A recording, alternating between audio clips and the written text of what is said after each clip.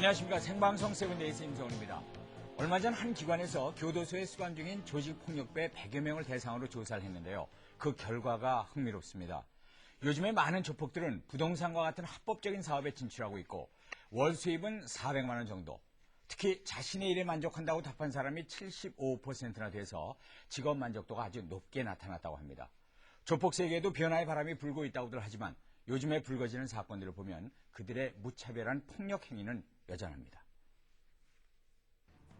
지난 2월 15일 오전 7시경 112 신고센터로 다급한 신고전화 한 통이 걸려왔다.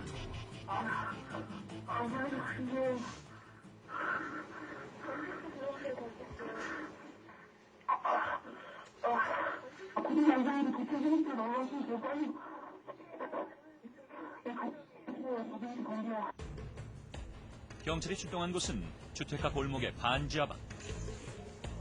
20대 초반의 한 남자가 칼에 찔린 채로 이미 숨져 있었고, 사망으로 쏘여졌고 또 한 사람은 여기에 한 명 있었다고 이렇게. 그렇지? 예. 여기 있었고 한 사람은 다쳤는데 움직일 수 있었어요. 완전 머리 완전. 다른 방에서는 한 청년이 심한 부상을 입은 채 발견되었다고 한다. 사고 직후의 현장 모습은 그야말로 아수라장. 현장을 목격한 이웃 주민들은 불안에 떨고 있었다. 저 새끼 잡은 소리가 나면서 발소리가 팍 뛰는 소리 있잖아요. 뛰는 소리가 팍 나는 거야. 그래서 나가면서 이렇게 피가 떨어지더라고요. 막 떨어져가지고 근데 무서우니까 들어와 버렸지 나는 그냥. 나는 내려가지도 않았어. 나는 여기 지금도 저녁만 되면 내려가지도 못해 무서워가지고. 이 끔찍한 사건의 주인공은 조직폭력배들. 일명 남문파와 역전파, 수원의 두 폭력 조직이 충돌하면서 생긴 일이라는데,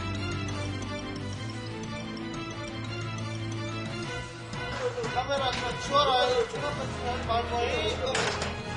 참 생겨버린다.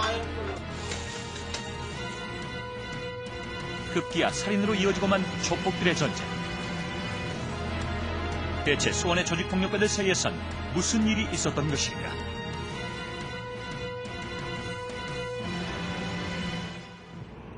사건 발생 3일째 되던 지난 토요일, 한 병원 앞으로 건장한 청년들이 몰려들기 시작했다. 이들은 사건 현장에서 숨진 박모 씨의 발인에 참여하기 위해 모인 폭력 조직의 일원들. 당시 사건으로 부상을 입은 조직원들도 간간히 눈에 띄었다. 이들은 자신의 조직을 습격한 상대 조직원들에게 몹시 흥분한 상태. 처음부터 계획된 살인사건이었다고 주장했다. 지금이가 내 동생이거든요.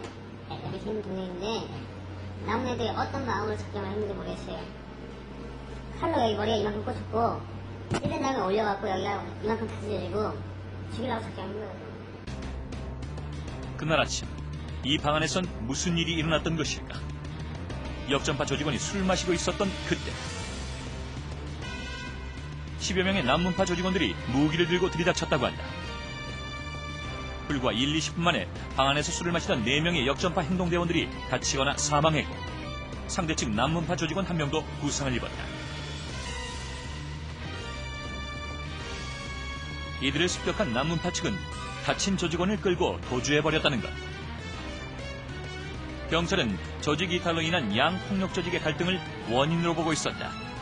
여기 이제 역전파에서 남문파로 3명 이동을 했어요.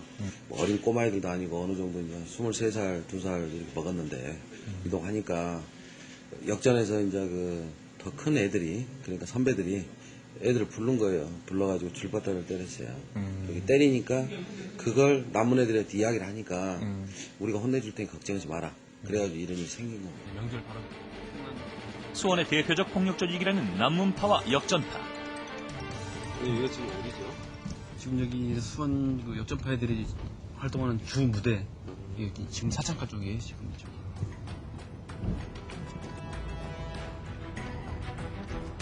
평소에 그럼 나와 있어요, 이렇게? 나와 있거나. 평소에 네, 돌아다니고 뭐 술 먹고 왔다 갔다 그냥.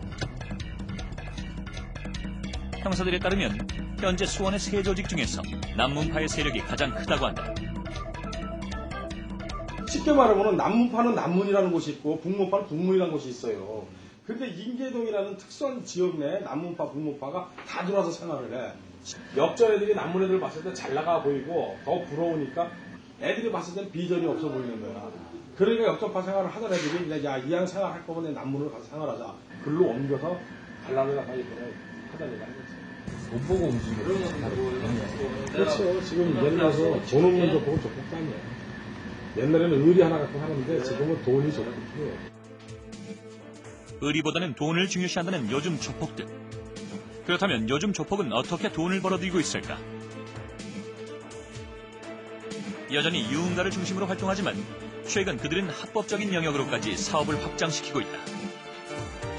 불법 폐기물의 그 대리 처분이라든가 또는 장기 밀매와 관련된 것 또는 유흥업소의 직접 운영과 경영부터 이제 합법적인 기업 활동에까지도 그 영역이 확대되고 있는 건 사실이죠. 그러나 이제 그럼에도 불구하고 조직 폭력이 문제가 되는 것은 그러는 그 조직 폭력의 활동 영역이 다양화되고 확대는 되지만 어쩔 수 없이 그 수단의 하나가 활동의 수단의 하나가 폭력이 개입되고 있다는 것이죠.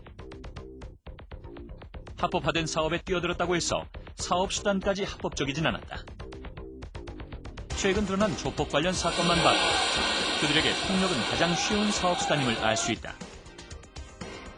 그들에게 여전히 주먹은 가장 큰 무기다. 한편 전남에서는 미성년자를 감금 폭행한 혐의로 한 조직폭력배 일당이 검거되었다. 우리 지역에 있는 조직폭력배들이 겨울방학을 맞이해가지고 신규 조직원들을 포섭 중에 중학교 3학년 졸업한 학생 조직에 가입하라고 했으나 가입을 거절한다는 이유로 자기들 숙소에다가 이틀 동안 감금하고 폭행 그런 사건입니다. 피해 학생은 어렵게 탈출에 성공했지만 보복이 두려워 숨어 지내고 있다고 했다.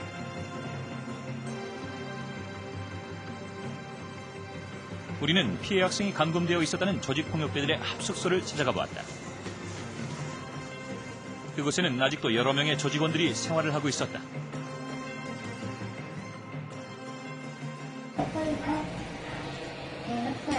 잘못 없다고요?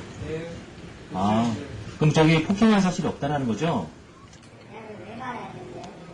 아, 잘못이 없다고 그러시니까 이들 폭력 조직이 감금까지 해가면서 아직 어린 중학생을 조직에 끌어들이려 한 이유는 무엇일까? 향후 조직원들이 없다면 언젠가는 끊어질 거 아닙니까? 이게. 끊어지면 조직은 와야 될 것이고 다른 나이 먹은 애들보다는 포기하기 쉽지 않을까요? 지난 주말부터 수원 조폭 살인사건 피해자들이 속속 검거되기 시작했다.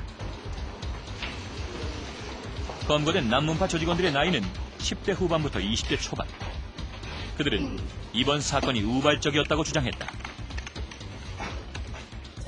건 가지고 들어간 적도 없고 걔네들 처음부터 해치려고 죽이려고 가지도 않았고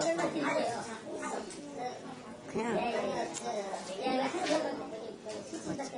저도 사람인데 제가 이렇게 될 거 뻔히 알면서 칼 들고 갔겠습니까?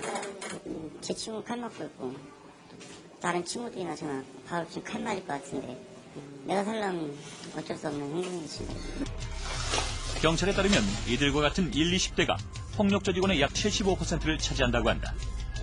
이들이야말로 조직에서 실질적인 활동을 하는 행동대원들이라는 것인데. 그러니까 25살쯤 되면 거의 활동을 안 해요. 그 밑에 애들이 활동을 하는 거예요. 위에서는 지시만 하는 거죠. 피해자 중에는 아직 앳된 얼굴의 10대가 상당수 포함되어 있었다. 잘 모르겠어요. 정말요? 누가 시켰어요? 아니, 아니요. 네. 이런 사실을 부모들은 알고 있을까? 그중 한 아이의 부모를 만날 수 있었는데 아버지는 자신의 아들이 이 사건에 연루되었다는 사실을 뉴스를 보고서야 알게 되었다고 한다. 그러면서 설마 내 아들은 거기 안 깼겠지 않겠고 구정 때까지 그냥 내색을 안 하고 있었던 거예요. 그러다가 이제 구정 때도 연락도 없고 그러니까 우리가 구정 다음날 찾으러 나선 거예요. 처음부터 폭력 조직 가담을 막지 못한 것이 한이라는 어머니. 처음에는 멋있어갖고 이렇게 형아들 뒤 쫓아다니고 막 이랬는데 지도 그게 아니다 싶으니까 안 한다고 이제 부모한테 도움을 청하니까 학교 가는 길에 이제 형아들한테 잡혀가서 뒤지게 두들겨 맞아. 근데 어쩔 수 없이 한번 이런 무리에 이렇게 형아들 알고 막 이렇게 돼서 지 의지대로 지금 빠져나올 수 없어서 이렇게 대인관계가 이렇게 돼서 이렇게 엮여버리는 거지. 보통 폭력 조직에 들어가는 시기는 10대 후반. 조직은 일선에서 뛰어줄 행동대원을 반드시 필요로 하기 때문에 일단 한번 폭력 조직에 발을 들이면 벗어나기가 쉽지 않다고 한다. 그리고 경찰이 오랜 수사 끝에 폭력 조직을 검거한다고 해도 실제 그물망에 걸려드는 것은 어린 조직원들.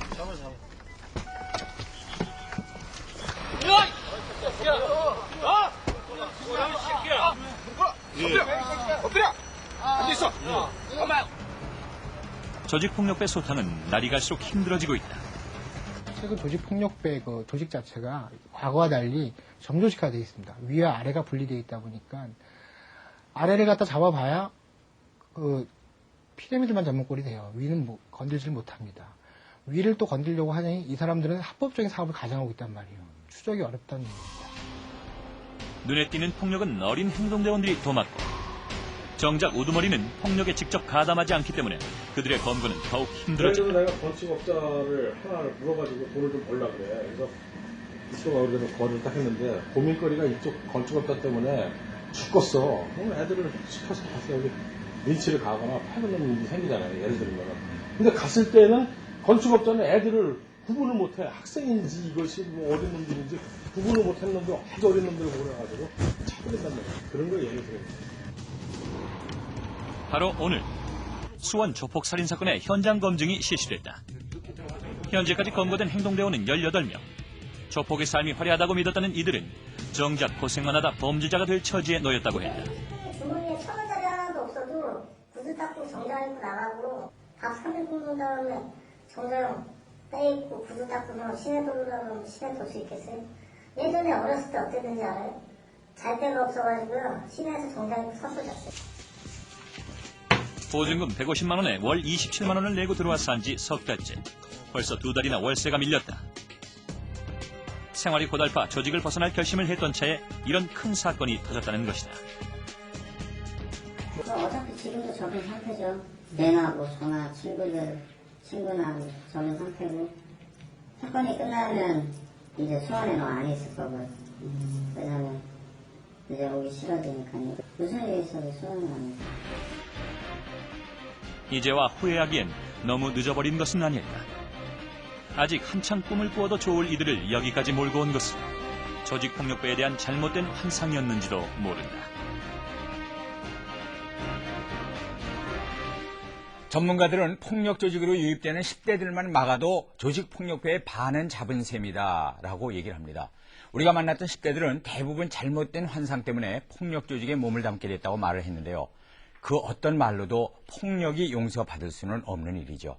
하지만 그동안 조직폭력배를 돈과 의리로 그럴듯하게 포장해서 10대들을 유혹을 해왔던 각종 매체들도 이 기회에 반성을 해야 하지 않을까 싶습니다.